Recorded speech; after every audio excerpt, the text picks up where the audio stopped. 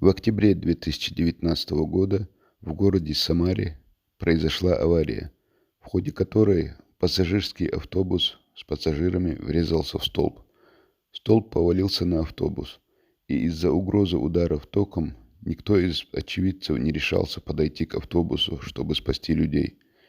Лишь один человек первым рискнул проверить, бьет ли столб током, и после того, как убедился в безопасности, вошел в автобус, чтобы по одному вывести пострадавших пассажиров.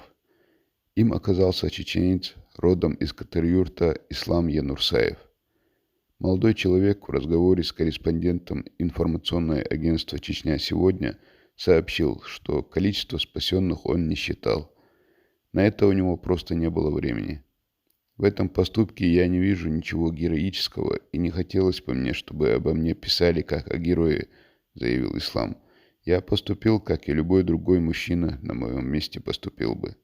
Думать у меня времени особо не было, так как из автобуса капала какая-то жидкость, и меня беспокоило только то, что в любой момент может произойти возгорание. В первую очередь я вывел кондуктора. У нее было очень много травм. Я своей курткой обмотал ей голову и вывел. Потом постепенно начал выводить других людей. Уже когда выводил четвертого или пятого человека, мне начали помогать двое парней.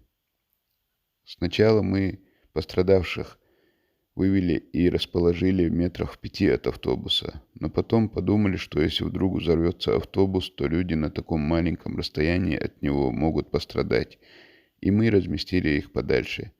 Были открытые и закрытые переломы у людей. Было много крови. По информации пресс-службы областного министерства здравоохранения, госпитализированы 13 пострадавших. Один из них находится в тяжелом состоянии. Сам молодой человек признается, что не хочет, чтобы его поступок тиражировали. Для себя я не вижу в этом никакого геройства. Я просто помог, заявил он. Дейл Исламина, Вайком Диктемя Лёгкачарна, дал Сидойлшу.